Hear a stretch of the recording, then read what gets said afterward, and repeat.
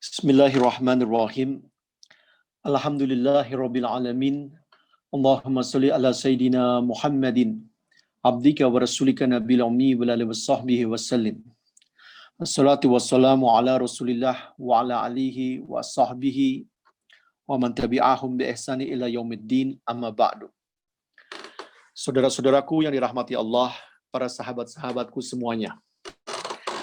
Alhamdulillah kita berjumpa kembali di malam hari ini untuk bersama-sama mengkaji. Alhamdulillah atas nikmat Allah yang beserta dengan kita. Yang pertama, nikmat memiliki keimanan yang kita semua diikat bersama untuk bersaksi bahwa tiada Tuhan melainkan Allah dan Nabi Muhammad SAW adalah utusannya. Lalu yang kedua, alhamdulillah kita memiliki nikmat sebagai muslim yang kita mengikuti satu Nabi Muhammad SAW, dan kita menjadi bagian daripada keluarga besarnya, daripada umatnya Nabi Muhammad SAW.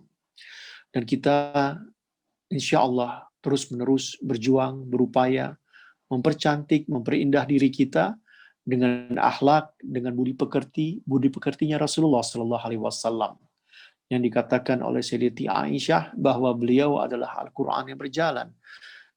Kita mengikuti beliau, kita mengikuti jalan yang diberikan oleh Allah Subhanahu wa taala. Saudaraku yang dirahmati oleh Allah Subhanahu wa taala, mudah-mudahan kajian-kajian ini membawa kita dekat kepada Allah.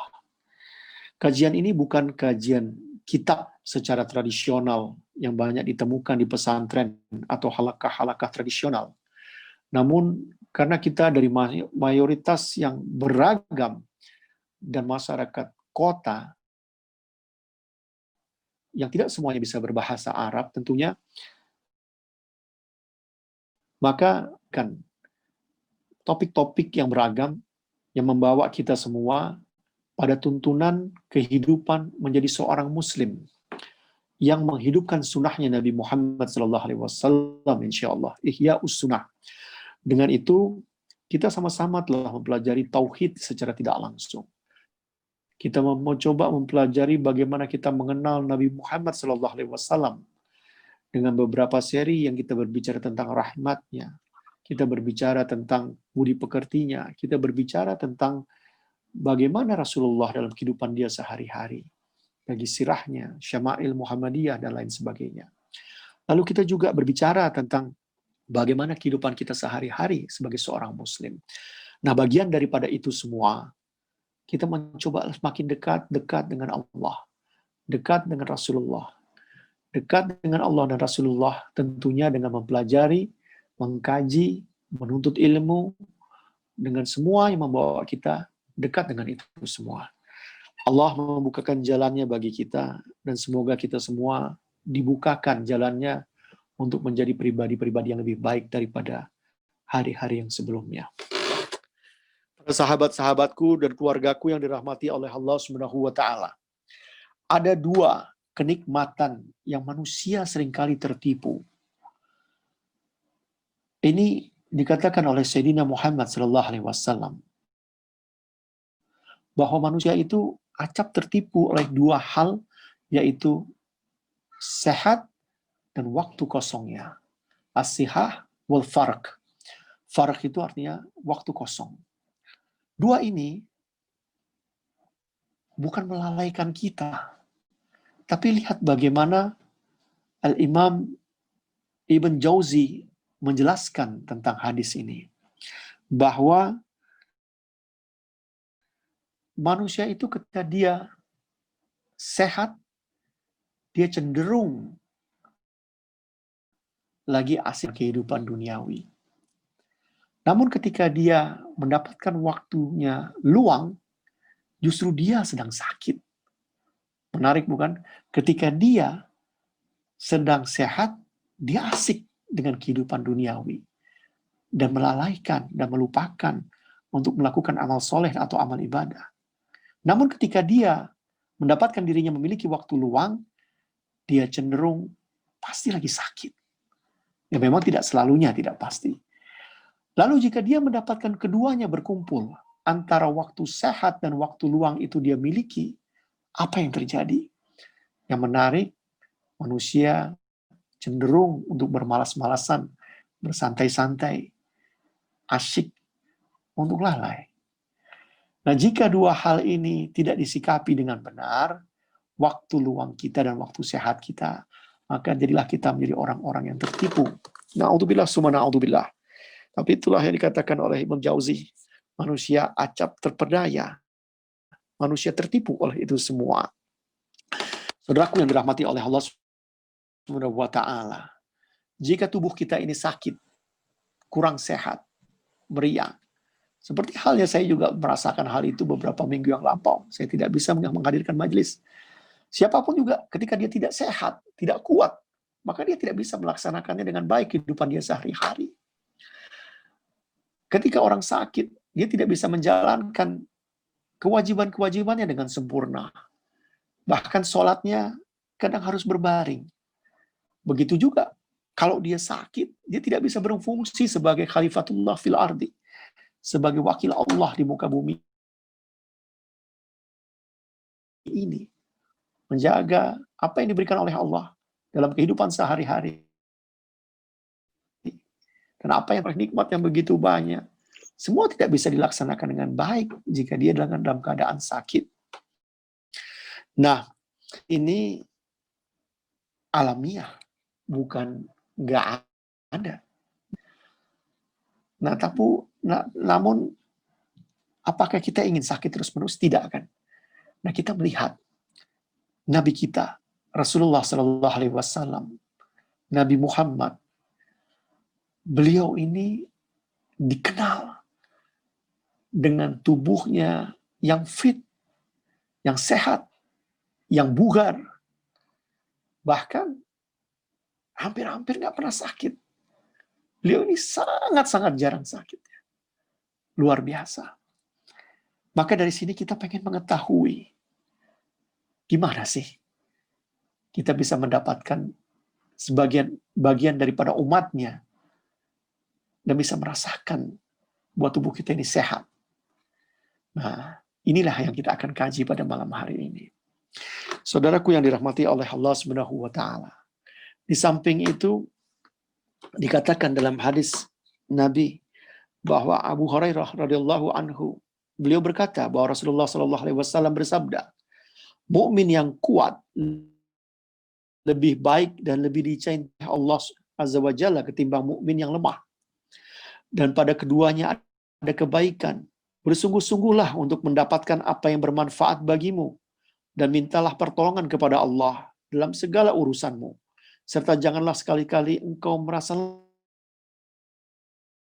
lemah. Apabila engkau berkata, seandainya aku berbuat demi tidak akan begini dan begitu. Tetapi katakanlah, ini telah ditakdirkan Allah dan Allah berbuat apa saja yang Dia kehendaki. Karena ucapan dan syaitan. Muslim. Saudaraku yang dirahmati oleh Allah Subhanahu wa taala, para sahabat-sahabatku. Yang ingin saya garis bawahi daripada hadis ini adalah muslim yang kuat lebih dicintai oleh Allah Subhanahu wa taala. Muslim yang kuat lebih dicintai oleh Allah Subhanahu wa taala.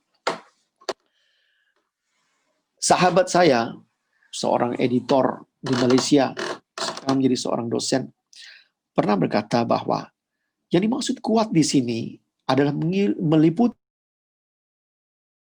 segala aspek kehidupan termasuk tubuh atau badan yang kuat.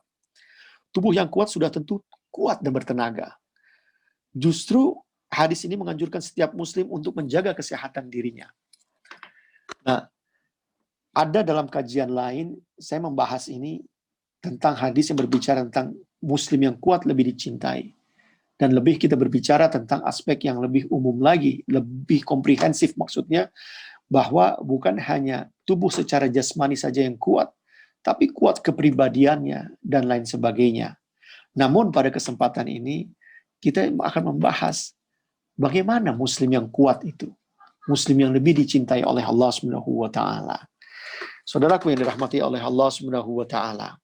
Kata-kata kuat, kata-kata sehat ini kita sering mendengar apa yang dikatakan oleh kebanyakan orang ketika mereka berharap agar kita sehat, mereka sandingkan kata-kata sehat dengan sehat walafiat. Sehat walafiat bahasa Indonesianya. Semoga Anda sehat walafiat. Namun apakah kata-kata walafiat itu dan afiat? Apakah ini maksud dengan afiat? Afiat ini artinya menyeluruh, komprehensif, syumul, keseluruhannya. Aspeknya ini mencakup banyak hal, yaitu kita dijauhkan daripada hal-hal yang tidak baik, dijauhkan, diberikan kebaikan di dunia maupun di akhirat, diberikan kita semakin dekat dengan Allah Subhanahu wa taala dengan hal-hal yang Allah senangi bagi kita. Artinya kita mendapatkan keselamatan daripada hal-hal yang buruk, hal-hal yang tidak baik. Maka makna afiah ini maknanya adalah menyeluruh, komprehensif. My beloved brother and sister, that human being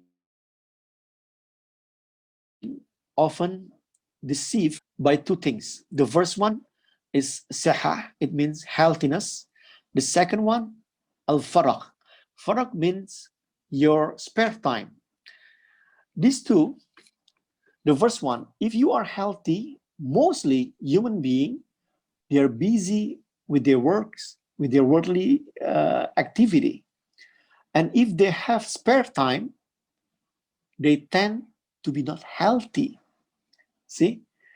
So, in that sense, in both situations, human inclined not to do or praiseworthy deeds. Either they get busy with their work or they are not well. And if the two, healthiness and combined together, mostly they are trapped with the temptation to be relaxed, laziness. So in that sense, the temptation for human being not to utilize their time, not to utilize their healthiness and the free time to do something beneficial, praiseworthy, is very high. So they intend to forget healthiness and having spare time. So I hope you understand about this, about how we can utilize our time and our fitness, our body that is being given by Allah Subhanahu wa taala with full support of being healthy person. And then if we are sick, if we are unwell, what happens is we cannot perform ourselves to be the God representative on earth, in which we call it Khalifatullah fil ard, the God representative on earth. We cannot perform. Why? Of course that you cannot. If you are sick, you are unwell, you cannot even pray perfectly. If you able to do it in the normal and perfect manners, you can stand up, you can bow down, you can prostrate. But if you are sick, you cannot do this. You have to lay down on the bed. So then again, we seek refuge to Allah from this unhealthiness. But then again, we have to understand that to be sick as well, to be unwell, is not something that impossible. I mean, it's possible. We are human beings. We commit mistake. We feel asleep. We are hungry, and sometimes we are sick. But we don't want to be sick all the time. And then, what is amazing is that our beloved Prophet Muhammad sallallahu alaihi wasallam is well known to be very healthy and fit person. He is very seldom to get unwell. Very seldom. Subhanallah. Allah is great. Allah make him healthy. But then again, as a follower of Him, we would like to know, understand deeply how He can attain that fitness and healthiness. What is the secret? What is the secret behind His healthiness? So this is the topic that we can explore. We will explore, inshallah, tonight. My beloved brother, in Islam, we know something that not only we ask Allah for healthiness, in which sihah, but also afiyah. Afiyah means whole, full, a complete package, that Allah will protect you from the misfortune, from the illness, from something negative or bad, that Allah will give you all the best thing in this world and all the best thing in the hereafter. It means a comprehensive, complete, that you get healthy, but you also supported by Allah Subhanahu wa Ta'ala with something that can support your healthiness is complete. It's not half healthy. Your healthiness is super healthy.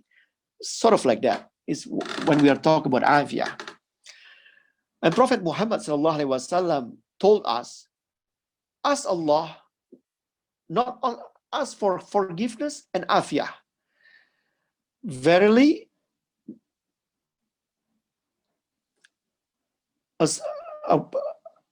a servant of Allah will not get anything better after yaqeen, after a certain certitude in their heart, except asking for afiyah. Afiyah, like what I explained to you, is a complete package, endowment, bounty from Allah that support your healthiness. Hopefully you are understand about it. Saudaraku yang dirahmati Allah, ketika kita mendapatkan sehat, kita minta juga sehat itu dibarengi dengan afiyah. Bahkan Sayyidina Muhammad Rasulullah SAW mengajak kita, mohonlah ampunan dan afiyat. Jangan sekedar ampunan, namun dengan afiyat. Sesungguhnya seorang hamba tidak memperoleh karunia yang lebih baik setelah yakin dari menerima afiyah. Hadis riwayat At-Tirmizi. Maka ketika Anda berdoa, memohon kepada Allah, mohonlah dengan afiyah yang dibarengi dengan kesehatanmu. Afiyah yang dibarengi dengan ampunan yang kau minta kepada Allah. Maka kata-kata afiyah ini memiliki makna yang luas. Seperti ku katakan sebelumnya, afiyah ini adalah dijauhkan daripada hal-hal yang negatif, yang tidak baik di muka bumi maupun di akhirat. Afiyah ini adalah mendekatkan diri kita kepada Allah. Afiyah ini adalah pemberian atau karunia yang sangat luas. Subhanallah, semoga Allah memberikan kekuatan bagi kita. Imam Ibn Qayyim Al-Jauziyah mengatakan dalam Tibun Nabawi bahwa hadis ini mengandung kebaikan di dunia maupun di akhirat. Kehidupan manusia tidak sempurna tanpa keyakinan dan keafiatan. Keyakinan akan menghalang-halangi hukuman di akhirat, dan keafiatan akan menolak penyakit dari tubuh dan hati kita. Maka kata-kata afiyah memiliki makna yang luas lagi. Bukan hanya package karunia yang memberikan kekuatan, kesempurnaan bagi pada kesehatan, namun juga kita dijauhkan daripada bala, daripada penyakit, dari penyakit-penyakit jasmani, penyakit-penyakit hati, dijauhkan daripada hukuman-hukuman akhirat. Allahu Akbar. Saudaraku yang dirahmati Allah, mari kita sama-sama berdoa untuk mendapatkan dan afiyah daripada Allah Subhanahu wa Ta'ala. Masih dalam pembuka terhadap kajian ini, Rasulullah Shallallahu Alaihi Wasallam mengajak kita pada hadis yang sangat populer dan kita banyak mendengarnya di mana-mana di kajian-kajian. Dari Amr bin Maimun bin Mahran, sesungguhnya Nabi Muhammad SAW berkata kepada seorang pemuda dan menasihatinya, jagalah 5 hal sebelum 5 hal.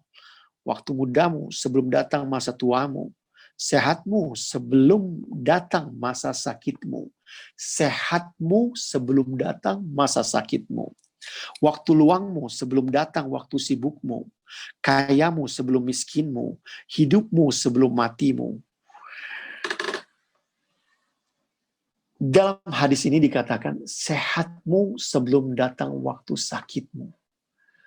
Beliau mengajarkan kepada kita, mewanti-wanti untuk menjaga sehat yang diberikan oleh Allah sebelum datang waktu sakit kita.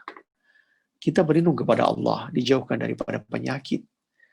Kita mohon kepada Allah agar kita bisa mendapatkan diri kita sehat. Namun kita terus harus berupaya untuk menjaga diri kita sehat walafiat. Saudaraku yang dirahmati oleh Allah Subhanahu wa taala. Saya katakan tadi di awal bahwa kita sebagai umatnya Nabi Muhammad SAW tentunya kita pengen tahu apa sih rahasianya sehingga Rasulullah SAW itu jarang sekali sakit. Dia hidupnya itu penuh dengan sehat dan walafiat, sehat dan afiat. Inilah yang kita pelajari. Bagaimana kita sebagai muslim, sebagai hambanya Allah, sebagai umatnya Rasulullah, bisa mendapatkan kehidupan kita ini, hidup yang sehat. Ketika kita sehat, kita bisa menjalankan kehidupan sehari-hari kita untuk menjalankan kewajiban-kewajiban dengan normal. Lalu kita bisa perform sebagai hamba Allah yang menjadi khalifatullah fil ardi dengan baik. Lalu kita bisa menjadi hamba Allah yang dicintai Allah. Karena hamba Allah yang kuat lebih dicintai ketimbang hamba Allah yang lemah. Saudaraku yang dirahmati Allah Subhanahu wa taala. Para sahabat-sahabatku, perlu kita memahami bahwa kehidupan yang kita lakukan pada saat ini, yang kita hidupi pada saat ini, baik di Indonesia, di Amerika, bahkan di Saudi, ataupun di Jepang, di mana-mana kita hidup, adalah kehidupan yang begitu banyak pola hidup ini kita berantakan. Kita akan menyadari bahwa begitu berantakannya hidup kita ini, lihat pola makan kita, pola olahraga kita, pola tidur kita, yang pada dasarnya jauh daripada sempurna, jauh daripada apa yang dituntun oleh Rasulullah SAW atau apa yang diajarkan oleh agama kita. Kalau kita lakukan itu dengan sempurna, dengan baik, atau mendekati dengan sempurna, atau kita mengetahui dan mencoba menjalankannya walaupun tidak dengan sempurna keseluruhannya, maka insya Allah kita akan mendapatkan hidup yang sehat walafiat tersebut. Hidup yang fit, hidup yang bugar.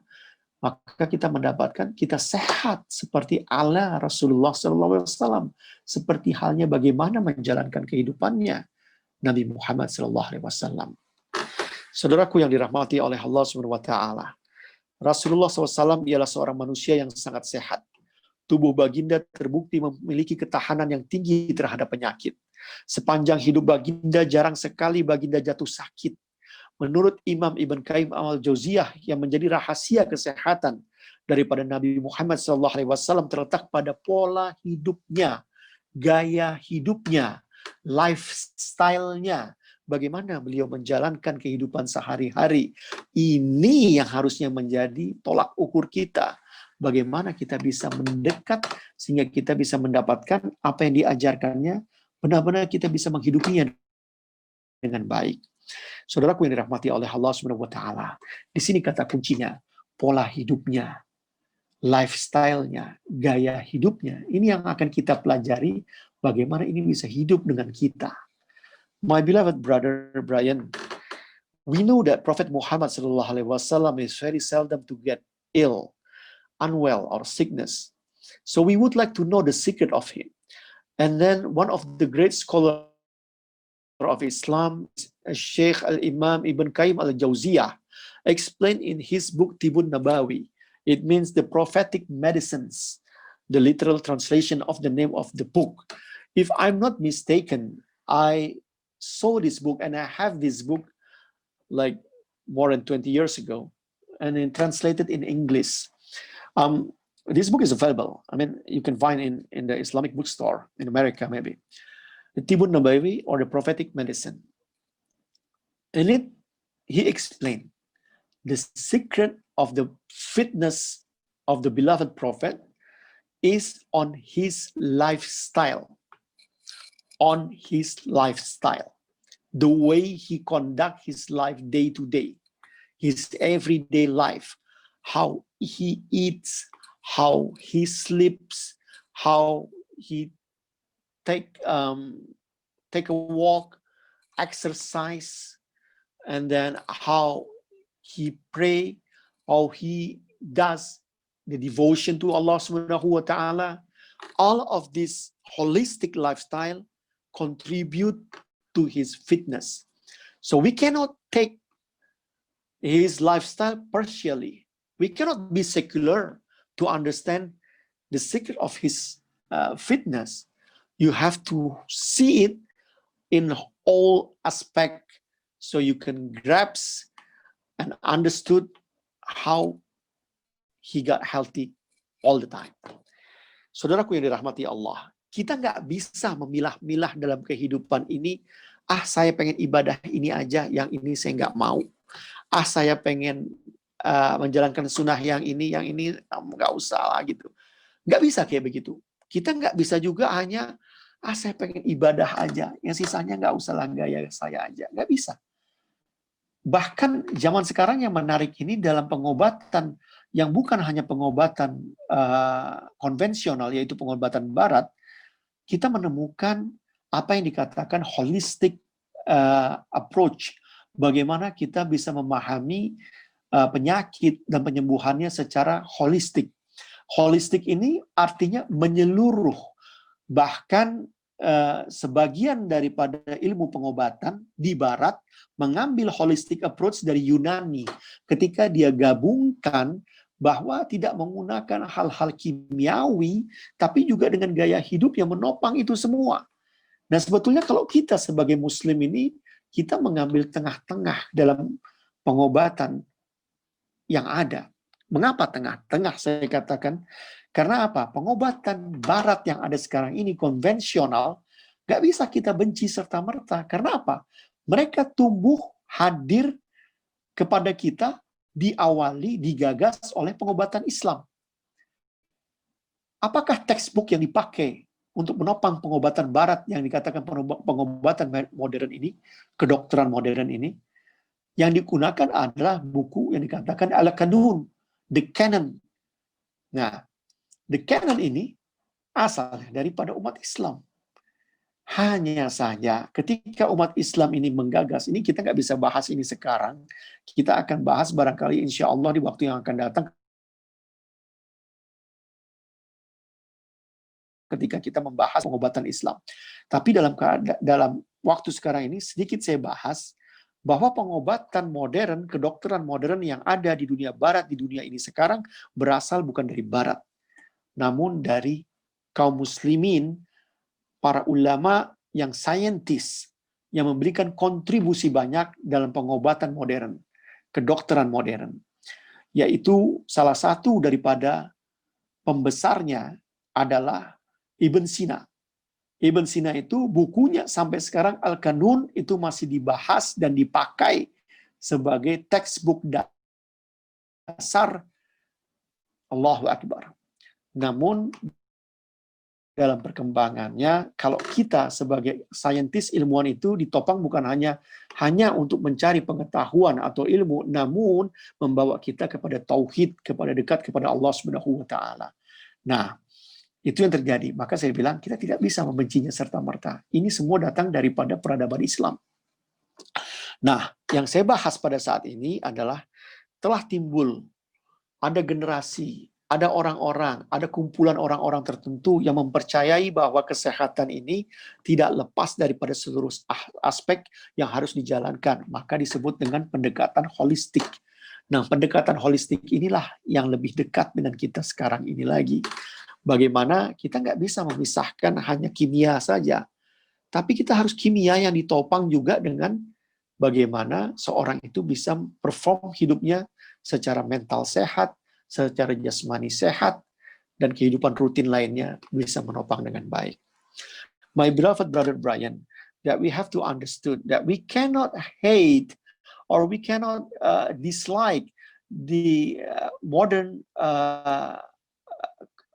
invention of medicine, because what happened is we believe that we know the modern invention of medicine is based from the understanding and the contribution from the Muslim scientists. One of them, Ibn Sina, that we call Avicenna. Avicenna is a Muslim. His book is the Canon, you call it in English.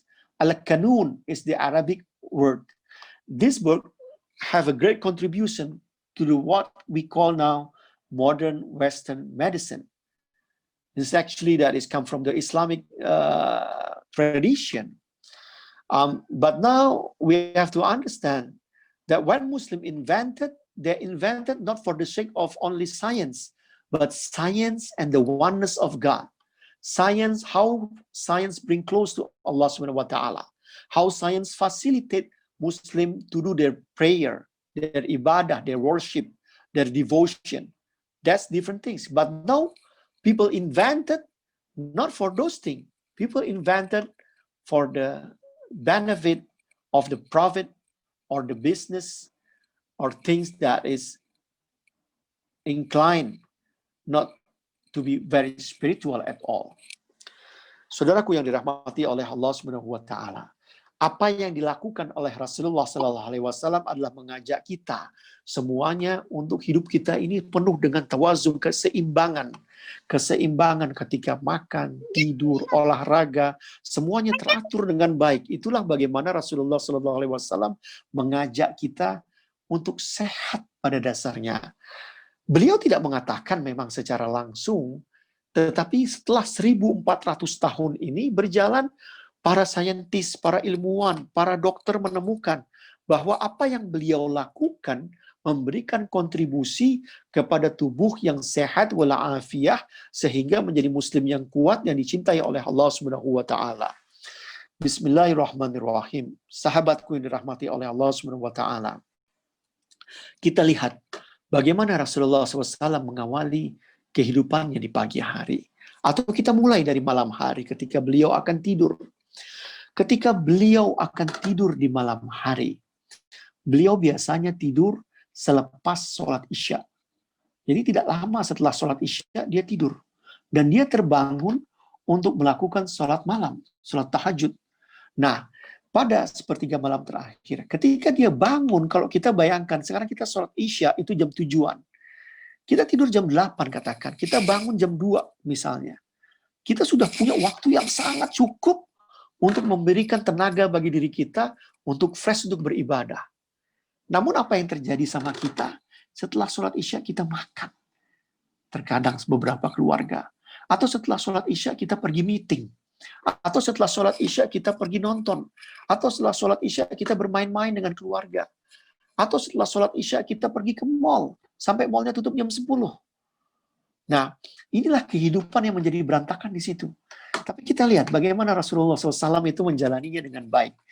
Nah, ketika dia bangun di awal pagi, seperti itu, pagi yang sangat pagi, dini hari kita katakan.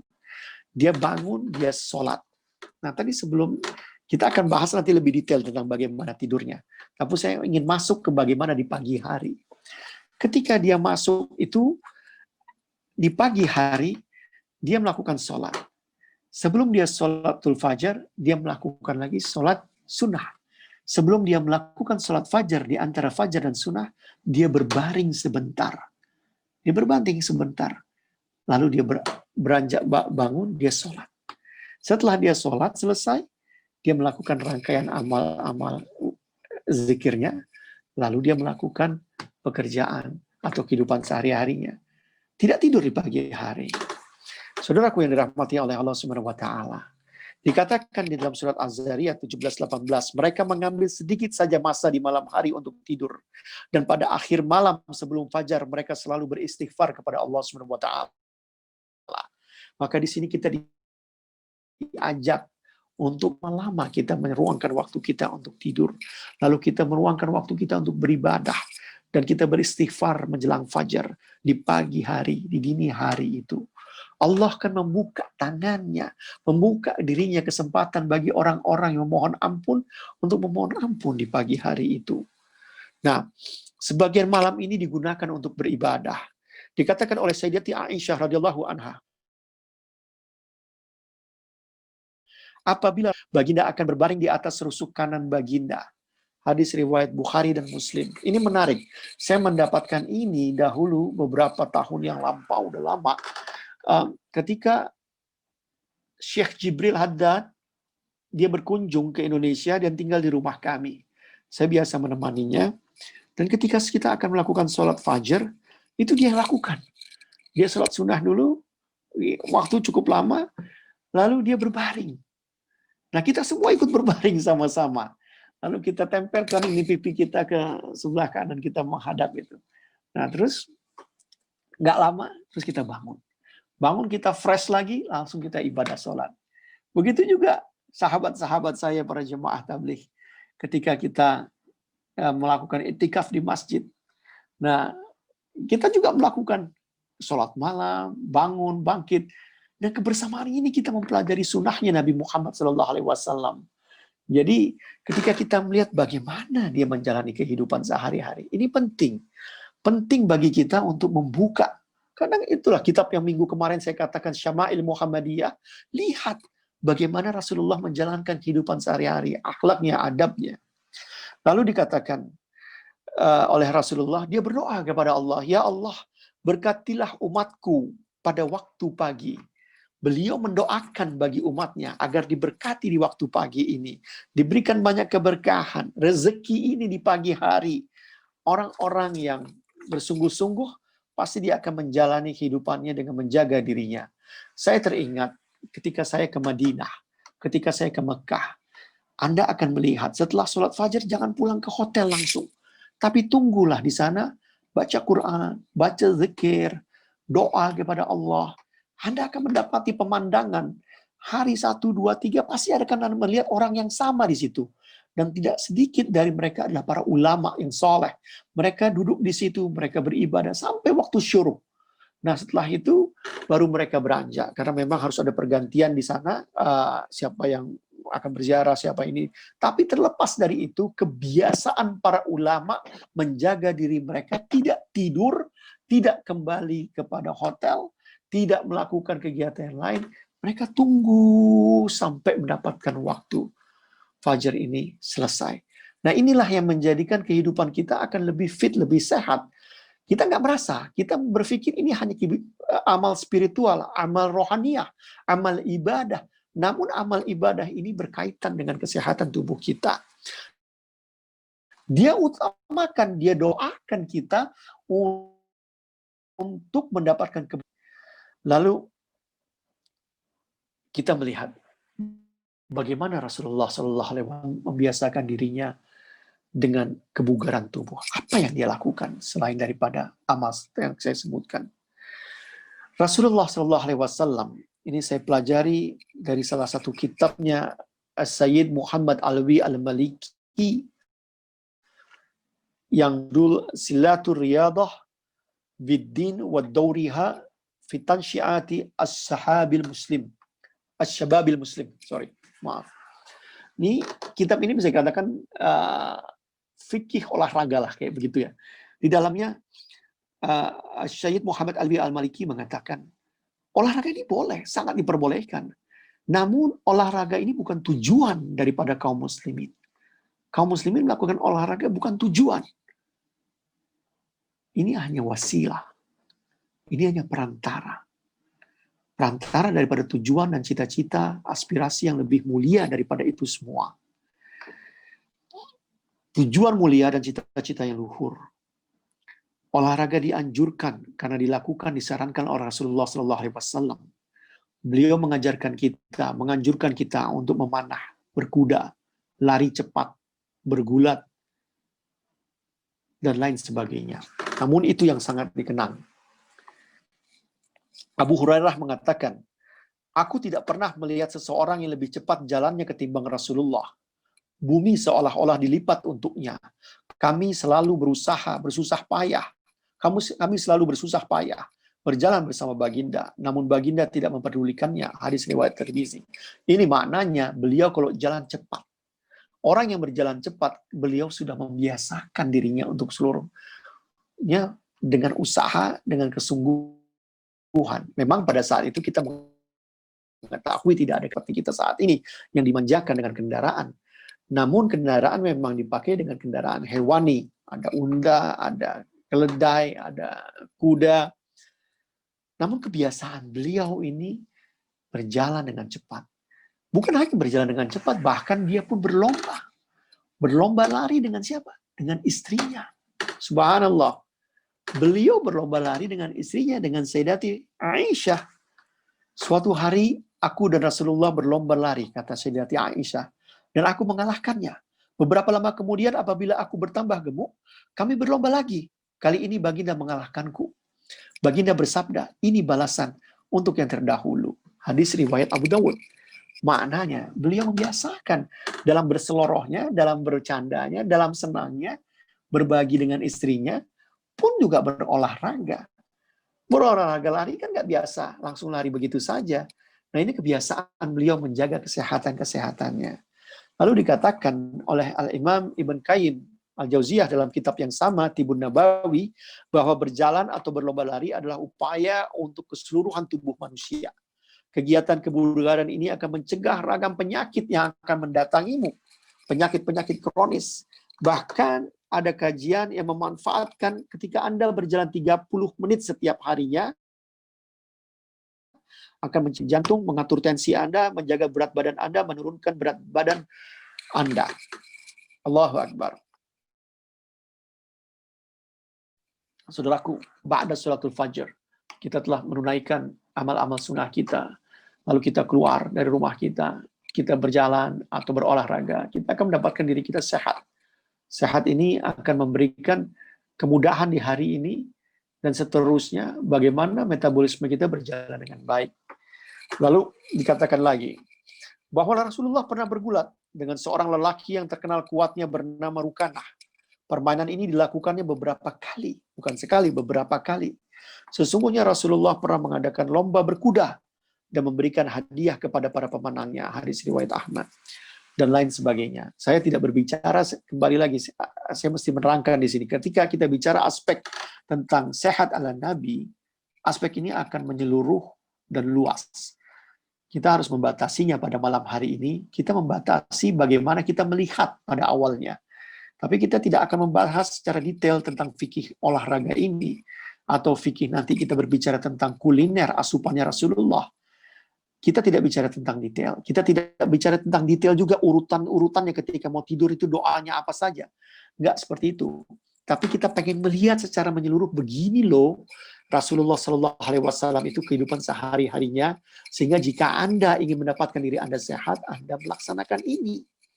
My beloved brother Brian, that Prophet Muhammad Sallallahu Alaihi Wasallam, he often exercise himself. He walked very fast. He's known to walk very fast. Even the companion of the Prophet cannot catch up with his walk. Of course, at that time, there was no vehicle like car, motorcycle, no. But we have like camel, horse, donkey, etc. But then again, to know him walk fast, it means that he used to walk fast. And also reported that he, with his wife, sometimes compete each other with the running. And this is not only once, a few times, many times, very well known. So it means that he has a fitness to be able to walk fast, to be able to run. And also he did wrestling with one of the strongest person at that time, Rukanah. And then he did not only once, many times. It means that he has an ability, performance that very good. His healthiness. And also he suggests us to do archery. And then sometimes as well, we know that to do the horse riding. All of this activity, not only telling you that you have to be fit, but you have to be sharp, like archery. You have to be calm and focused. And all of this will contribute to your healthiness. It means the message in here, you have to do exercise. Get a healthy life. Don't get lazy. Horse riding, you have to be strong. You have to know to manage the horse. It's not easy. But the Prophet Muhammad SAW encouraged us to do this activity. So then again, that he did exercise. He encouraged us.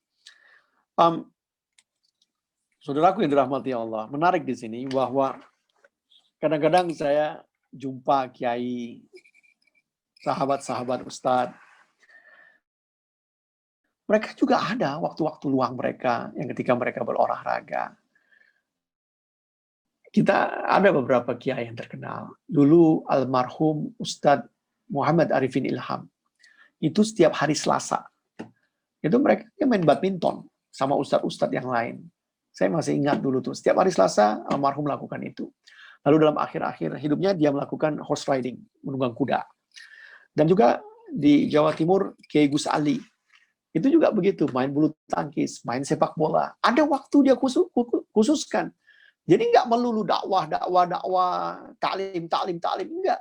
Ada waktu yang dibagi untuk mereka berolahraga. Dulu di Jordan juga ada syekh yang begitu. Setiap ba'da sholat menjelang maghrib kalau nggak salah, dia bawa murid-muridnya itu berkeliling. Jadi memang secara rutin untuk supaya kebugaran tubuh itu terjaga. Itulah saudaraku yang dirahmati oleh Allah Subhanahu wa taala. Lalu kita masuk kepada pola tidurnya Rasulullah sallallahu alaihi wasallam. Pola tidur baginda sangat seimbang. Baginda tidak tidur melebihi kadar yang diperlukan tubuh ataupun kurang daripadanya. Baginda tidur apabila tubuh memerlukannya. Setelah letih beraktivitas sepanjang hari. Baginda juga tidak pernah tidur dengan perut yang penuh. So Prophet Muhammad, we are not entering how his sleep, what do you call that? The way he sleeps, how he manages his sleeps. That's what I can put maybe. How Prophet Muhammad SAW sleep. He sleep well enough. It's not too much, it's not too short as well. And then he sleep after all day that he got activities. And then he never sleep with his stomach full. He never sleep with his stomach full. But what happened now with us? We tend to sleep after our stomach full. Dia tidur dengan perut yang tidak pernah penuh. Namun apa yang menarik dengan kita cenderung tidur setelah perut kita penuh. Nah ini kan kita sudah bertentangan dengan itu. Jadwal Nabi sangat teratur. Baginda biasanya tidur awal malam selepas sholat Isya, kemudian bangun setelah setengah lama yang kedua. Lalu jarang sekali Baginda mengubahnya, melainkan terdapat keperluan. Pola tidurnya teratur dan berkualitas, sehingga terbangun dengan sehat dan bersemangat. Seperti saya katakan tadi, ketika Anda coba nggak lama daripada sholat Isya tidur, which is itu berat banget buat kita sekarang, karena kehidupan kita nggak kayak begitu. Kehidupan kita sehari-hari di Indonesia nggak kayak begitu. Dan ini menariknya Indonesia dan beberapa negara Asia atau negara-negara Timur Tengah, yang cenderungnya mereka ini malam hari buka tokonya ini sampai tengah malam. Kita toko tutup jam 9 atau jam 10, bukan begitu? Mall semuanya seperti itu. Saya pernah tinggal di negeri barat, baik di Australia maupun di Amerika. Apa yang terjadi di Australia dan di Amerika, jam 6 udah pada tutup. Keadaan udah sepi. Walaupun ada bar, ada restoran yang buka. Namun jam 6 toko rata-rata tutup. Di Australia dan di Amerika. Di Australia lebih kenceng lagi. Benar-benar sepi. Saya juga pernah tinggal di Inggris. Begitu pula, jam 6 tutup. Saya tinggal di Timur Tengah juga. Timur Tengah ini lebih parah lagi. Orang itu semangat di malam hari. Jadi memang pola hidup kita pada saat ini tidak sama dengan pola hidup Rasulullah SAW pada saat itu. Namun itu kembali lagi kepada kita. Kalau kita pengen menerapkan, kita pengen disiplin mengikuti dia, kenapa tidak? Insya Allah bisa. Saudaraku yang dirahmati oleh Allah Subhanahu wa taala. Kalau ada kemauan, insya Allah ada jalannya. My beloved friend, Prophet Muhammad SAW, the way he sleep is very well managed. He sleep right or soon after Salatul Isya. Let's say now around 7 p.m. You sleep maybe at 8 p.m. and you wake up like 2 a.m. in the morning. It's already enough. You wake up, make wudu, and pray. We call it the night prayer. And afterward, we ask for forgiveness. Afterward, we start entering the Fajr. Before Fajr, we do the Sunnah of the Fajr. After Sunnah of the Fajr, you lay down a little bit. And you stand up again. And then you pray. So that's how the Prophet Muhammad SAW go through the night, like that. But what we do right now is totally in the opposite. I mean, yes, I live in America, I live in England, I live in Australia. All the shop mostly closed by 6. I mean, America, like Eugene, Oregon. I'm not sure about New York, maybe something else different. But 6 p.m. close. Yes, there's bar and then restaurant. They open till late night. But mostly they close. Indonesia, most of the Asian country, all the Middle East, in the opposite. The shop closed by 9 or by 10 or even longer than that. So how can we apply this? But then come back again to you yourself. If you want to practice it, not long after Isya you want to sleep and then you want to wake up for prayer in the middle of the night, you can do it. Saudaraku yang dirahmati oleh Allah Subhanahu wa taala, ada beberapa pola tidur. Pola tidur yang 2 tidak disukai, yang 1 disukai. Nah, ini yang akan kita bahas. Pola tidur ini dikenal dengan hailulah, kailulah, sama alilulah. Ailulah. Nah, yang pertama hailulah. Hailulah ini tidur di waktu pagi setelah sholat subuh. Ini tidur yang nggak disenangi. Orang mengatakan menjauhkan daripada rezeki. Nah, apabila Anda telah selesai sholat subuh atau fajar, janganlah Anda tidur tanpa mencari rezeki. Hadis riwayat Tabrani. Pagi hari adalah waktu yang terbaik untuk Anda menjemput rezeki. Sebagian daripada Anda bisa bekerja, sebagian bisa beramal ibadah, sebagian bisa berolahraga, sebagian bisa menyiapkan hal-hal yang lain tanpa harus tidur. Nah, jika Anda tidak ingin tidur kembali setelah sholat subuh, maka tidurlah di awal waktu. Sebelum jam 12, sebelum jam 11, kita tidur. Nah, ini kebiasaan yang sulit, tapi kita harus mencoba. Nah, lalu kita masuk pada hailullah itu, kita tidak disarankan jangan tidur. Biasakan jangan tidur lagi, itu waktu-waktu hailullah. Lalu yang kedua adalah kailullah. Ini yang kita suka. Kailullah ini adalah tidur di siang hari. Secara linguistik memang tidur di pertengahan siang.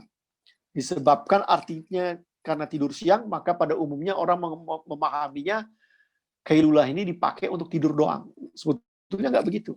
Anda bisa melakukan tidur, istirahat itu luas, nggak mesti harus tidur. Nah, kapankah waktunya ini? Menjelang sholat zuhur atau ba'da zuhur. Rasulullah telah melakukan dua-duanya. Dia pernah melakukan sebelum zuhur, dia juga melakukan setelah zuhur. Nah, kailullah ini di tengah siang ketika zawal, matahari tergelincir ke barat, mendekati waktu zawal atau bisa jadi sesudahnya. Maka di antara kesempatan yang baik ini, kita pakai untuk benar-benar melakukan sunnah kailullah ini. Untuk bisa tidur beristirahat di siang hari. Di waktu menjelang zuhur dan setelah zuhur. Tidurlah kailullah karena setan tidaklah mengambil tidur siang. Saudaraku yang dirahmati oleh Allah Subhanahu wa taala. Bahkan saya pernah mendengar salah satu perusahaan di Jakarta yang dimiliki oleh orang Korea atau orang kita, dia menerapkan kailullah ini walaupun ada non-muslim. Dan dia mendapatkan bahwa performance para pekerjanya menjadi semakin lebih baik. Jadi ketika jam 11 itu para pekerjanya diminta untuk beristirahat. Beristirahat tidur, dipaksakan sebentar aja. Setelah itu dibangunkan kembali dan mereka mendapatkan performance mereka lebih baik. Subhanallah. Nah, dulu waktu saya tinggal di Syria, ini saya temukan, memang orang Arab ini ketika ba'da sholat zuhur, mereka ditutup toko-tokonya. Mereka tutup. Apalagi kalau musim panas, sudah tutup semua. Sampai asar. Azan asar, baru setelah azan asar, mereka mulai buka dengan lambat-lambat. Nah itu rupanya saya sadari ini mereka ini kailulah, ini kelihatannya ini. Mereka istirahat. Memang di samping itu memang panas. Kalau kita kan panas sepanjang tahun. Nah, harusnya kita juga bisa menerapkan hal yang sama. Kita mengutamakan itu. Kita bisa istirahat dulu, terus kita freshkan diri kita, lalu kita bekerja kembali. Nah, lalu waktu tidur yang terakhir adalah yang disebut Ailulah. Ini ba'da asr, menjelang maghrib. Ini waktu yang juga dilarang. Katanya bisa berdampak dengan berbagai macam kegelisahan atau penyakit dan lain sebagainya. Nah, kita ada 3 waktu itu. Ambillah kailullah ini sebagai sunnah yang disarankan oleh baginda Nabi Muhammad SAW supaya kita mendapatkan diri kita sehat walafiat. My beloved brother, there are 3 types of sleeping. Sleep hailullah is in the morning after Salatul Fajr or Salatul Subh, which is not encouraged for you to do it. So after Salat, the first Salat in the morning, please not to sleep. Wake up. You can do dhikr, remembrance of Allah, recite Quran, or you can go out to prepare for your work, or you can go out to do exercise, sport, or anything else, but not to sleep. And Prophet Muhammad SAW prayed to Allah to give blessing for this ummah in the morning. And then also the rizq, the bounty, the provision from Allah will appear in the morning. And the second sleeping habit is in the afternoon, what we call kailula. Kailula is the timing is almost dhuhr or noon time, and afternoon, literally afternoon. And Prophet Muhammad SAW did before and after zuhur. So this is very suggested.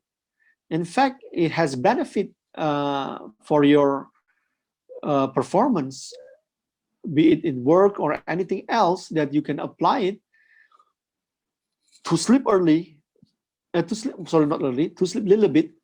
You can sleep 15 minutes, 30 minutes, 1 hour, or you don't sleep, but you take a rest from your work. And this is what people in the Middle East do. In the afternoon, they tend to come back to their home and then take a rest and then close their shop and open again after Asr. And which not applicable in Indonesia. It's not the habit of the Indonesian people. But then again, we don't really care if it's Indonesian, American. We are Muslim. So if you want to do it, just do it as prescribed Prophet Muhammad SAW to sleep in the afternoon. And then the last one is Ailulah, is the sleep after Salatul Asr in the evening. This is not suggested as well. So don't sleep in this time. It may cause you sometimes restless, sickness, or things unwell. Saudaraku yang dirahmati oleh Allah Subhanahu wa Ta'ala, Rasulullah SAW ketika di malam hari dia akan tidur, ada adab-adab yang dia lakukan. Di antaranya adalah dia berwudu, lalu dia merebahkan tubuhnya dan menghadapkan ke sebelah kanan atau kepada kiblat. Lalu kadang tangannya seperti begini, nah, menghadap kiblat, lalu dia berdoa kepada Allah Subhanahu wa Ta'ala. Nah, doa ini ragam juga. Ada bismikallahumma ahya wa amut, ada juga doa yang lain, Allahumma aslamtu nafsi ilaik, dan seterusnya, yang intinya berbicara tentang penyerahan diri kita kepada Allah Subhanahu wa Ta'ala. Ini sebetulnya bagus. Karena apa? Karena ketika kita selesai pekerjaan kita, kadang kita masih belum selesai ini, belum selesai itu, udahlah, kita serahkan kepada Allah. Kita serahkan tawakal kepada Allah. Sehingga pas kita bangun nanti, kita bangun udah fresh, udah segar kembali. Nah, tadi saya katakan ada dengan berwudu, lalu berdoa. Setelah kita atau membaca ayatul kursi, lalu kita usapkan kepada seluruh tubuh kita yang kita sampai, kita sembur 3 kali ke belakang, lalu kita tidur. Berbagai macam memang adab-adab yang dicontohkan Rasulullah SAW. Ini memiliki khasiat-khasiat yang insya Allah memberikan kita kesegaran dalam kehidupan kita. Itulah pola tidur beliau. My beloved brother Brian, so after Isya, not long after Isya, you can sleep. and before you sleep, you can make an ablution, and then you can lay down, and then facing the Qiblah, facing Mecca, and then make a prayer to Allah Subhanahu wa Taala, in which there is a certain prayer that Prophet Muhammad SAW taught us. And then one of them is the prayer that has the message that we make tawakkul to Allah, we give everything to Allah Subhanahu wa Taala, and then we don't worry, we don't busy ourselves and still thinking about our work, our job, or this and that thing. Leave it to Allah, and then you sleep, and then after that you wake up in the freshness, insyaAllah. Lalu saudaraku yang dirahmati oleh Allah Subhanahu wa Taala, kita akan masuk bagaimana berbicara tentang pola makannya Rasulullah Shallallahu Alaihi Wasallam. Bisa kita katakan sebagai fikih kuliner. Tapi seperti saya katakan di awal tadi, saya tidak akan membahas secara keseluruhannya karena tentunya ini membutuhkan waktu yang lama. Bahkan buku-buku sudah begitu banyak yang berbicara tentang ini. Bahkan ada juga salah satu ustadz yang sekarang sedang terkenal yang nama Dr. Zaidul Akbar.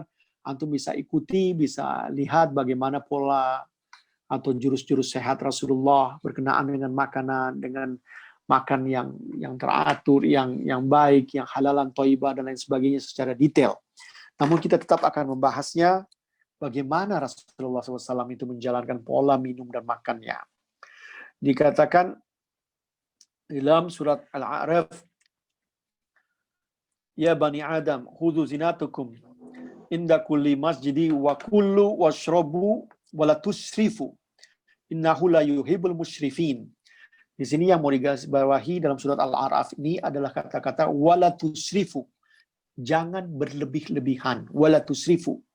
Innahu la yuhibbul musrifin. Sesungguhnya dia tidak menyukai orang-orang yang berlebih-lebihan. Yang israf itu berlebih-lebihan. Nah, wahai anak Adam, pakailah pakaianmu yang indah di setiap memasuki masjid. Makan dan minumlah, namun janganlah berlebih-lebihan. Sesungguhnya Allah tidak menyukai orang-orang yang berlebih-lebihan. Kata-kata berlebih-lebihan di sini. Orang Indonesia mengatakan biasanya nggak ngomong israf. Orang Indonesia biasanya mengatakan mubazir. Berkenaan dengan berlebih-lebihan ini. Namun apa yang terjadi dengan kita? Lihat bulan puasa, bulan Ramadan yang harusnya kita melakukan dengan khusyuk, dengan hudur, dengan sederhana juga. Namun kita cenderung berlebih-lebihan ketika kita berbuka puasa dan sahur. Makanan begitu banyak, mewah. Buka puasa, air dengan kurma kita terjemahkan dengan manis-manisan. Manis-manisan ini yang begitu luas sampai ada kolak, ada es batu, es campur, dan lain-lain sebagainya. Nah, ketika itu kita masuk dalam keadaan yang berlebih-lebihan. Dan kita nggak diajar sebetulnya untuk berlebih-lebihan ini.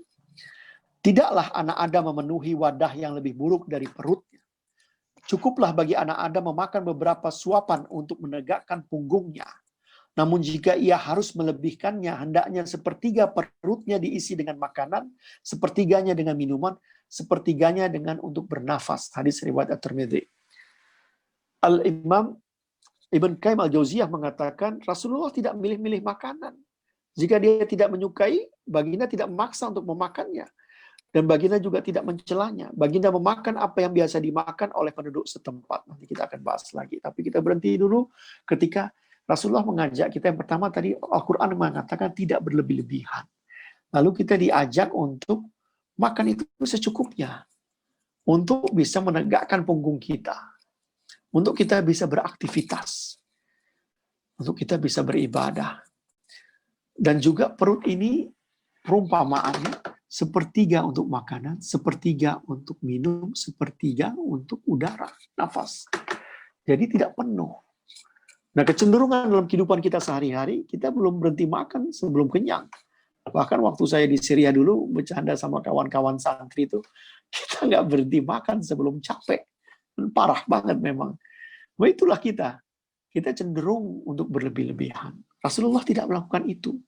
Jadi kita pengen sehat, ya kita ikuti cara Rasul. Allahu Akbar.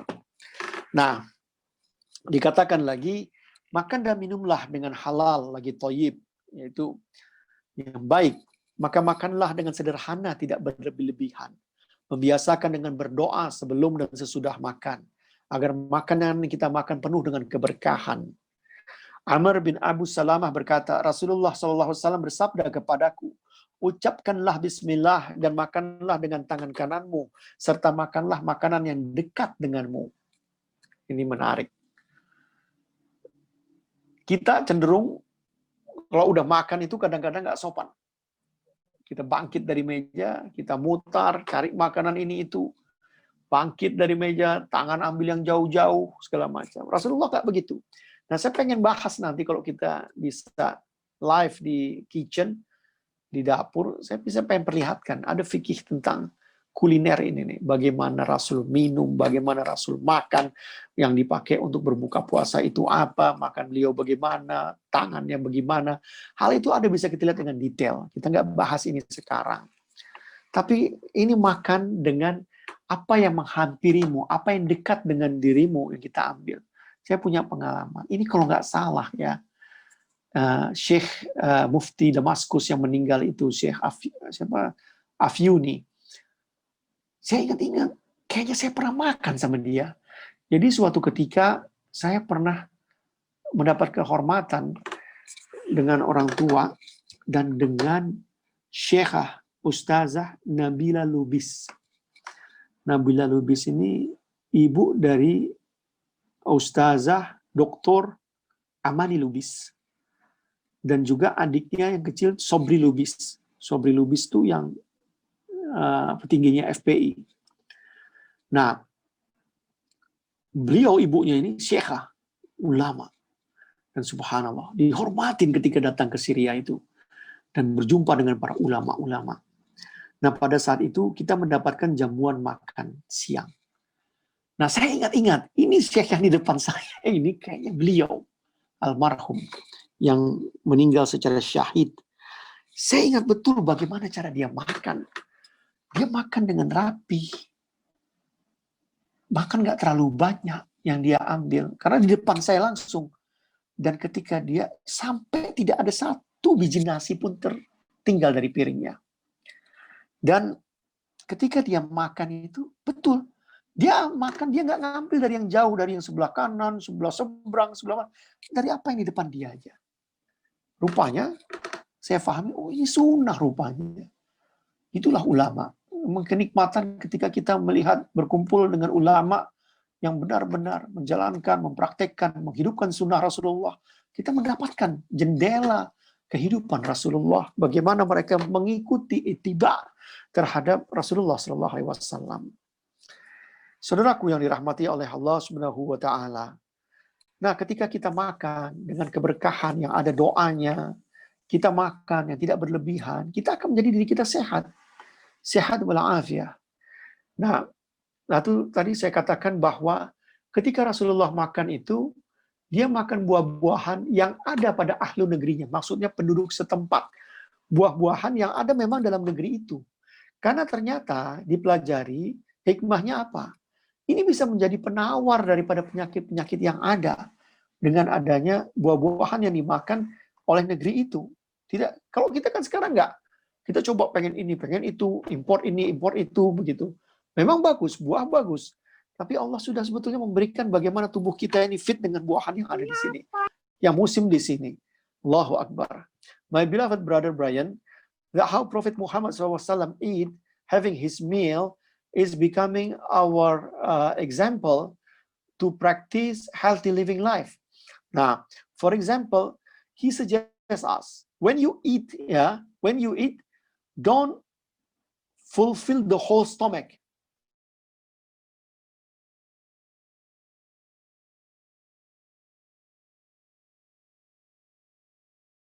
But drink for your breathing. So in that sense, you never get the whole thing is full. But what we do right now, we tend to fulfill our nafs, our ego, our desire to get full with this meal, which is in the contrary of the way Prophet Muhammad SAW does. And then as well, the Prophet Muhammad SAW said, you eat with the food or the meal that is offered to you, that closest to you. But we do right now, we don't do that. We tend to eat everything. And then also Prophet Muhammad SAW eats the fruits that is local fruits. and has benefit. And one of the wisdom is some of the illness you can get the cure from the local food, the local fruits. And then also Prophet Muhammad SAW, he prayed, he make a dua prayer before he eats and after he eats for the blessing, for the food. So, and I don't cover this topic in detail because it's going to be lengthy. In fact, maybe some other time in the future we can do this, the fiqh of the culinary, or the culinary, what do you call that, laws, how Prophet Muhammad SAW eats and what kind of food that he eats and what he likes, etc. Maybe inshallah in the future. But from this little bit, we can see how the way he eats is contribute for your healthiness. Saudaraku yang dirahmati oleh Allah Subhanahu wa taala, para sahabat-sahabatku, kebersihan dan kerapihan. Bagaimana kebersihan dan kerapihan ini dijalankan oleh Rasulullah SAW. Dia mengatakan kepada kita, seandainya aku tidak ingin terlalu membebani pengikutku, aku akan memerintahkan mereka untuk melakukan siwak setiap sebelum melakukan ibadah. Hadis riwayat Bukhari dan Muslim. Maknanya, dia sangat menganjurkan kepada kita untuk menjaga kebersihan daripada mulut kita ini. Agar kita fresh, kita segar. Anda akan sholat, Anda akan mengucapkan ayat-ayat Quran kepada Allah Subhanahu wa taala. Di hadapan Allah Subhanahu wa taala. Rasakan dengan menggosok gigi kita juga tidak. Kita cenderung kita melakukan gosok gigi kita hanya di pagi hari dan sore hari, kalaupun ingat. Astaghfirullahaladzim. Bagaimana Rasulullah SAW bukan hanya sekedar membersihkan, tapi ini kan adalah suatu adab kita di hadapan Tuhan ketika kita mau melakukan ibadah. Kita dalam keadaan bersih, walaupun kita sudah berwudu. Nah, kebersihan sangat-sangat dijaga. Lalu beliau juga memberikan kepada kita tempo 40 hari paling tidak adalah untuk menggunting kerapikan kumis kita, mencukur bulu ketiak, mencukur bulu kemaluan kita juga. Nah, ini sangat disarankan bagaimana muslim menjaga kebersihan ini semua. Lalu dikatakan dari Aisyah radhiyallahu anha, ia berkata, Rasulullah SAW bersabda, 10 hal yang termasuk fitrah, di antaranya mencukur kumis, memanjangkan janggut, bersiwak, menghirup air ke hidung, lalu memotong kuku, mencuci ruas-ruas jari, mencabut bulu ketiak, mencukur bulu kemaluan. Lalu perawi mengatakan, aku lupa yang ke-10, mungkin berkumur-kumur. Nah, ada yang mengatakan 5 fitrah juga. Nah, saudaraku yang rahmati Allah, kita diajak untuk diri kita itu bukan hanya bersih, tapi rapih. Kita bukan dikatakan kita ini harus berantakan karena kita sibuk beribadah. Enggak begitu. Kita harus dijaga kebersihannya. Kita bukan berkuku panjang. Kita diajak bersih. Nah, di waktu kesempatan lain barangkali Anda bisa juga membahas, mencari dengan sendiri bagaimana Rasulullah menggunting kuku itu sangat unik. Nah, caranya tuh beliau berbeda dengan yang lain. Lalu beliau juga mengajak kita itu merapikan kumis. Memang ada sebagian pendapat yang menghabiskan langsung. Ada juga yang merapikan kumis kita. Nah, ini juga applicable bukan hanya kepada pria, tapi kepada wanita. Menjaga ini semua.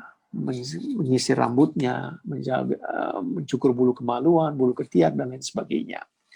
Saudaraku yang dirahmati oleh Allah Subhanahu wa taala, Islam ini agama yang komplit, bukan melulu ngajar kita untuk sholat. Namun ada hal-hal yang mendukung sholat itu menjadi lebih baik ketika kita mendapatkan diri kita bersih. Saudaraku yang dirahmati oleh Allah, kita diajak untuk mandi. Mandi itu yang diwajibkan paling tidak kita mandi junub ketika kita dalam keadaan kotor karena setelah kita bersenggama dan lain sebagainya. Atau kita mandi karena kita keluar, atau jadi setelah haid dan nifas, atau kita mandi untuk sholat Jumu'ah, atau juga kita mandi yang tidak diwajibkan ketika kita menyegarkan tubuh kita yang keadaan panas lalu kita pengen mendinginkan tubuh kita diajak mandi. Anda tahu nggak, di Eropa dulu para ratu-ratu itu semua jarang mandi, di Inggris pun begitu, nggak mandi. Mereka nggak mengenal namanya mandi, wangi, bersih. Mereka nggak mengenal. Katakan ada budak di sana itu di Eropa sampai nggak kuat untuk bersama tuannya. Kenapa? Saking baunya dan kotornya. sehingga dia harus mencelupkan dirinya ke dalam baskom berisi wewangian untuk dirinya menjadi bersih. Islam nggak begitu. Tidak pun mandi dalam satu hari, kita sholat, kita 5 waktu, kita harus berwudu. Dan ketika kita menjaga kebersihan, kita mandi. Sabun itu Anda tahu dari mana, siapa yang menemukannya? Umat Islam yang menemukannya, yang membawa ke Eropa, bukan orang Eropa. Namun apa yang terjadi sekarang? Orang Eropa membawa kepada kita. Mereka tidak mengetahui sabun itu dari mana. Dari umat Islam.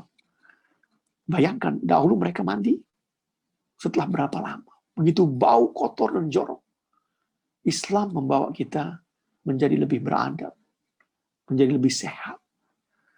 Kita diajak untuk memakai pakaian yang terbaik, memakai wewangian ketika kita melakukan ibadah dan sholat di masjid. Ini pun, saya teringat ya, sebelum saya melanjutkan, 2 minggu yang lepas, Syekh Jibril ketika saya menerjemahkannya, dia berbicara kepada saya bahwa ada satu kitab, kalau nggak salah yang dibuat oleh Imam Ahmad Ibn Hanbal, atau bukan. Kitab ini berbicara khusus tentang grooming, tentang menata diri kita. Subhanallah. Bagaimana kita mencukur ketiak, merapikan kumis, dan lain sebagainya. Rambut kita disisir dengan rapi, memakai wangian. Itu semua dalam kitab itu. Subhanallah. My beloved brother Brian, we are entering now about cleanliness and then tidiness. How Prophet Muhammad SAW encouraged us to be clean. And then, like he says about to do the miswak. You know, miswak, siwak is the traditional stick toothbrush. I mean, the early toothbrush. That you have to do it before prayer. He doesn't want it to make it obligatory. But it means that it's very suggested for you to clean yourself first, either with the toothbrush or with the miswak. So when you pray to Allah, you have a nice breath. And also, he suggests us to trim your mustache, and then to brush your teeth, and then to do the istinja, to put water inside your nostril, and then throw it out again, and to gargle, and then to cleanse yourself, to save your armpit, and then to trim or shave your pubic hair, and then to do it at least, to cut your nails, your fingernails, once every, at most, 40 days after, when it reaches 40 days. And then also you are encouraged to go to the mosque with your clean and best clothes, and then with the perfume as well. So here you can see how Prophet Muhammad SAW encouraged us to clean yourself, to be clean every day. When you pray, pray with the cleanliness as well. You make ablution, you take a shower. Subhanallah. And then, my beloved brother, it says that Allah is holy and love the holy things. Allah is clean and then love the cleanliness. Allah is the most glorious. Allah Subhanahu wa Ta'ala Maha Suci, Dia mencintai hal-hal yang suci. Allah Maha Bersih, Dia mencintai hal bersih. Allah Maha Mulia, Dia mencintai kemuliaan. Allah Maha Indah, Dia mencintai keindahan. Maka bersihkanlah tempat-tempatmu. Itu dikatakan oleh Rasulullah. So we are encouraged to clean ourselves, clean our house. Dan janganlah menyerupai rumah orang Yahudi. Rumah orang Yahudi tidak bersih, kotor. Bersihkanlah halaman rumah kalian, karena orang-orang Yahudi tidak suka membersihkan halaman rumah mereka. Lalu, saudaraku, kita berbicara tentang diri kita yang bersih, rumah kita yang bersih, kita sehat, olahraga, kebiasaan hidup yang nggak malas. Secara fisik, tidur kita begitu. Dengan amal-amal ibadah yang memuatkan diri kita. Kita diajak sholat 5 waktu, itu sudah wajib. Namun kita diajak untuk melengkapinya dengan 12 rakaat sunnah rawatib. Ditambah lagi kita diajak melakukan sholat duha, melakukan tahajud, diajak lagi melakukan sholat sunnah yang lainnya. Ini jika kita lakukan dengan baik, dengan benar, dengan istiqomah, dengan dilakukan dengan tuma'ninah, artinya dengan tertib dan teratur dan tenang, maka ini akan menghasilkan tubuh yang bukan hanya diri kita ini bersambung kepada Allah, memiliki komunikasi spiritual, memiliki tubuh kita sehat. Sehat walafiat. Jika Anda melakukan sholat-sholat sunnah ini dengan tidak terburu-buru, Anda sempurnakan ketika melakukan ruku dengan lurus, lalu Anda sujud dengan tenang. Lakukan ini semua dengan gerakan yang sempurna, tidak tergesa-gesa, maka Anda akan mendapatkan kesehatan. Banyak buku-buku yang telah mengkaji tentang scientific reason behind sholat. Ada orang menghubung-hubungkan dengan meditasi, dengan yoga, dan menemukan begitu banyak manfaat daripada sholat. Subhanallah. Tapi dengan catatan, Anda lakukan dengan tenang, dengan tumakninah, sempurna. Sholat duha, sholat witir, lalu juga melakukan 3 hari setiap bulan, atau puasa Senin atau Daud, atau yang lainnya. Nah, ini semua mengkomplitkan kita, menguatkan kita, menyehatkan kita. Jadi kita berimbang antara gerakan spiritual dengan kebiasaan hidup sehat, semuanya kita menjadi sehat. Bahkan ada yang membahas ketika kita melakukan ruku dan sujud, itu aliran darah itu terus tersebar kemana-mana. Subhanallah. Jadi metabolisme kita semakin sehat, semakin fit. Kita nggak malas. My beloved brother Brian, after you do all of these healthy things, exercise, sleeping well, eating well, but you have to complete it. You have to support it with the prayers, with the ibadah, devotion to Allah. Do the extra prayers, like the middle of the night, like the duha in the morning. Do it everything. If you do this thing with the proper manner, tuma'ninah, tartib, with the proper tranquility, perfect movement, you will get the benefit. Not only spiritually you connected with Allah Subhanahu wa Ta'ala, but you get your body fitness, healthiness happens. That's what we want. But if you do it in hurry, in rush, you never get like this. And make this habit not only once in a while, but make it as a continuously istiqamah, routine. Do 2 raka'ah or more than that in the morning for duha, do middle of the night, do witr, 3 raka'ah or odd number. So this will complete your way to be fit and healthy like Prophet Muhammad SAW. Saudaraku yang dirahmati oleh Allah Subhanahu wa Ta'ala, dikatakan oleh Rasulullah SAW, hendaklah kalian menunaikan qiyamul lail karena ia merupakan kalian. Ia juga mendekatkan kalian pada Rabb kalian, pelebur kesalahan, penghalang dari dosa, dan pengikis penyakit daripada tubuh. Dikatakan bahwa ini termasuk pengikis penyakit dari tubuh. Dan Prophet Muhammad SAW told us, you do the middle of the night prayer, the qiyamul lail, because this is the way of the righteous people before you. And this is the action that make you close to Allah. And this is the action that will erase your sins. And then will be the avoidance for your sins as well, or to do sinful. And then the last one is to eliminate sickness or illness from your body. My beloved brother, saudaraku yang dirahmati Allah, kita hampir selesai. Lalu semua kegiatan ini ya, ada ketika itu para sahabat yang dilaporkan, satu orang pengen ibadah terus sepanjang masa. Lalu satu orang pengen puasa terus. Yang satu nggak mau memiliki istri atau tidak mau menikah. Jadi mereka berpikir dengan begini mereka menjadi super religius, super dekat sama Allah.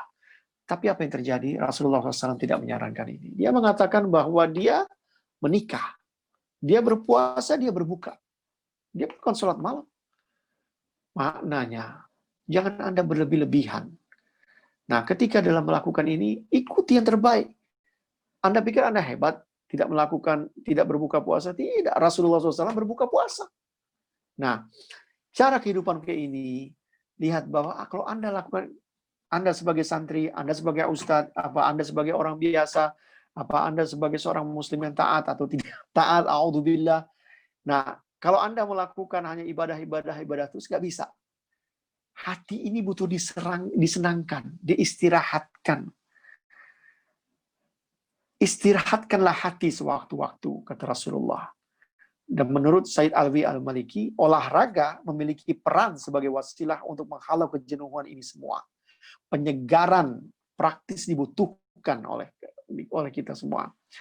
Nah, Sayyidina Ali mengatakan, istirahatkanlah hati.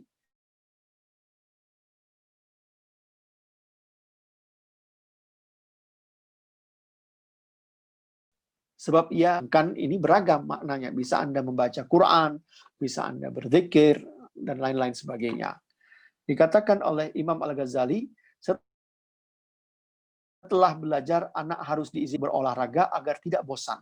Melarang berolahraga dan memaksa terus-menerus belajar akan mematikan hatinya dan mengikis kecerdasannya. Subhanallah. Imam Ibn Qayyim Al-Jauziyah di dalam Za'adul Ma'ad, kitabnya menasihatkan keutamaan untuk berolahraga dan dampak positifnya pada tubuh. Jadi, lakukanlah semuanya mengikuti Rasulullah SAW. Abu Darda mengatakan, aku mengistirahatkan hatiku dengan sebagian permainan yang diperbolehkan, agar semakin semangat untuk menegakkan kebenaran.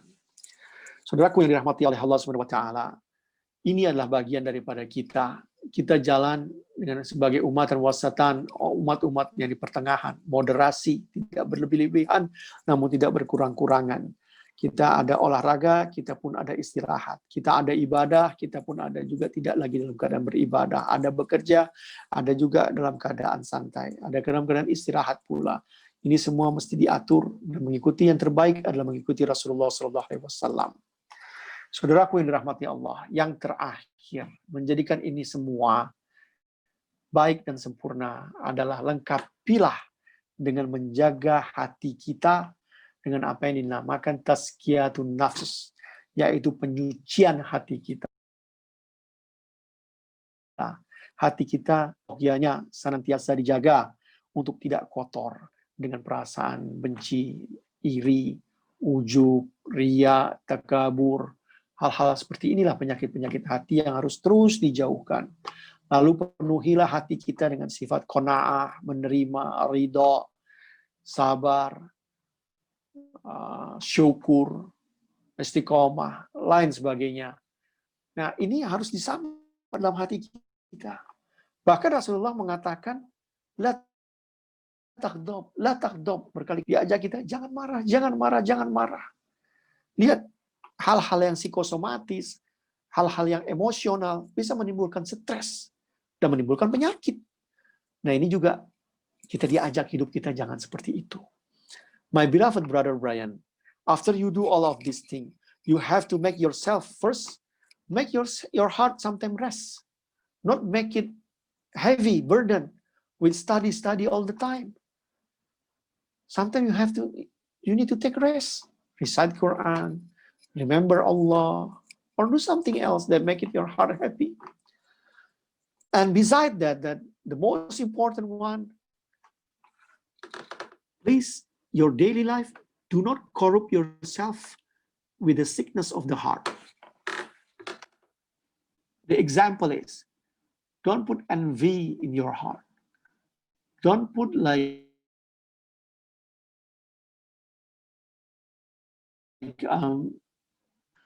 to hide someone to be not happy with what Allah gives. So those things can corrupt your heart. Be away from that. In fact, that you have to replace it with the contentment, with the acceptance of what Allah gave to you, with the patience, with the compassion heart, with the perseverance, and all of the righteous and benevolent action or manners in your heart. This is what we call the science of purification of our heart, tazkiyatun nafs. Some people call it al-ihsan, some people call it tasawuf, etc. So this is the important one. Keep your heart. And even Prophet Muhammad SAW told us, don't get angry. La taghdab. Don't get angry. Because what? If you get angry, you get stressful, you get psychosomatic, and then you get restless, stressful, can lead to the disease and can lead to the illness that you don't want it. So beside you do your action to do exercise, clean yourself, etc., but you have to keep your heart in the sound heart, in the clean heart. We are all have a problem with that. Me too have a problem, lot of problem with that. But we have to strive, to struggle, to clean, to be better Muslim. Saudaraku yang dirahmati oleh Allah Subhanahu wa taala, kita sudah sampai kepada akhir. Kesimpulannya, jika Anda ingin sehat ala Rasulullah, sehat walafiat, lakukanlah dengan keseluruhan, mengambil satu porsi atau satu bagian daripada ajarannya, tapi menyeluruh. Rubah cara hidup kita yang tidak baik. Yang tadinya kita tidak berolahraga. Yang tadinya kita makan berlebihan, batasi makan. Yang tadinya kita tidurnya aja, tidurlah dengan baik. Kadang-kadang kita punya masalah sebagai Muslim, apalagi anak muda. Kita suka ngobrol tentang Islam sampai malam, tengah malam, pagi dengan kawan kita. Sebenarnya nggak bagus. Cenderungnya nanti pas sholat fajar kita ketiduran. Nah, apa yang telah saya sampaikan itu hanya sebagian daripada celah kita untuk melihat bagaimana kehidupan sehatnya Rasulullah. Bagaimana Rasulullah bisa menjaga kesehatannya. Kita belum membahas makanan-makanan apa saja, minuman yang dia sukai. Namun itu akan terlalu panjang di malam hari ini. Yang kita inginkan, kita menyadari bahwa begitu jauhnya cara hidup kita dengan cara hidup Rasulullah SAW. Jika kita ingin sehat, ikuti cara beliau dengan kesungguhan. Bagaimana tidur, bagaimana sholat, bagaimana berzikir, bagaimana kita makan, minum, adabnya, tidur, bagaimana. Itu semua dijalankan dengan baik, insya Allah Anda akan mendapatkan diri Anda sehat. Jika Anda sehat, terus memintalah dengan afiah. Ketika Anda sehat walafiah, insya Allah Anda akan menjadi Muslim yang kuat. Muslim yang kuat lebih dicintai. Muslim yang kuat bisa menjadi khalifatullah fil ardi. Bisa mendapatkan dirinya, bisa menjalankan amal ibadah yang diwajibkan kepadanya dengan sempurna. Semoga yang sedikit ini bisa bermanfaat bagi kita semua, dan kita semua memahaminya dan mengamalkannya.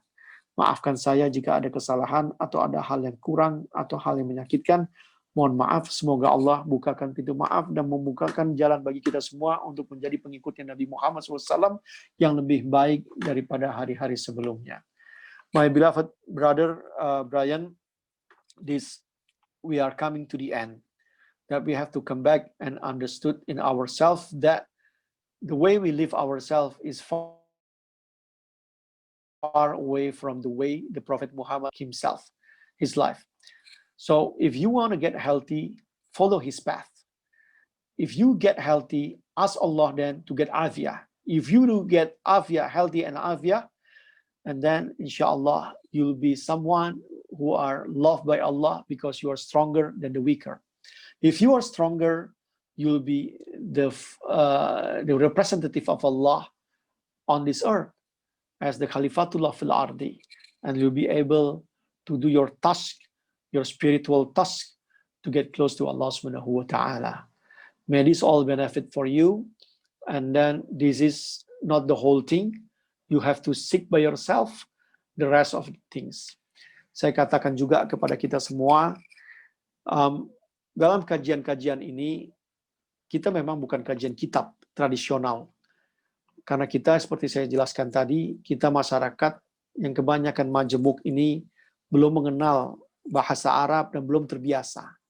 Namun, saya mencoba menghadirkan bagaimana kita menjalani kehidupan kita ini dengan guiding lights, dengan cahaya daripada cahaya Islam. sehingga kita bisa menyikapi bagaimana kehidupan kita menghidupkan sunnah-sunnahnya Nabi Muhammad SAW. Dan juga patut difahami bahwa apa yang saya sampaikan bukan keseluruhan, namun adalah pembuka yang setelahnya Anda bisa mencari sendiri. Dan akan lebih baik jika Anda bisa menjalankannya dan juga mencatat apa yang sudah disampaikan. Karena ilmu ini, dulu guru ngaji saya kecil mengingatkan kepada saya, ilmu itu diikat.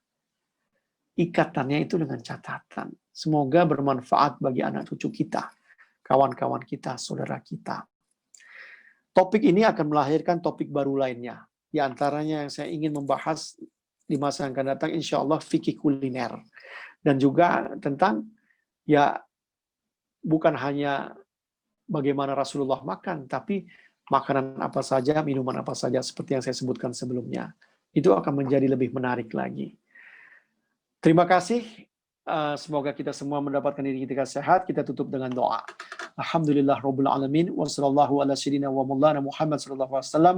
Nastaghfirullahaladzim wa natubu ilaik. Rabbana zalamna anfusana wa illam taghfir lana wa tarhamna lanakunanna minal khasirin. Allahumma iftah alaina ababa rahmatik. Allahumma inna nas'aluka syahatan wal afiyah wa shifaa min kulli da'. Ya Allah, ya muqallibal qulub, syabis qulubana ala dinik wa ta'atik. Allahumma firlil muslimina wal muslimat wal mu'minina wal mu'minat al-ahya' minhum wal amwat. Allahumma fazna, Allahumma ba'idna min waba' wa ba'idna min bala'. Allahumma rabbana atina fid dunya hasanah wa fil akhirati hasanah wa qina adzabannar. Wa sallallahu ala sayyidina wa maulana Muhammad sallallahu alaihi wasallam. Walhamdulillahi rabbil alamin. Wassalamualaikum warahmatullahi taala wabarakatuh.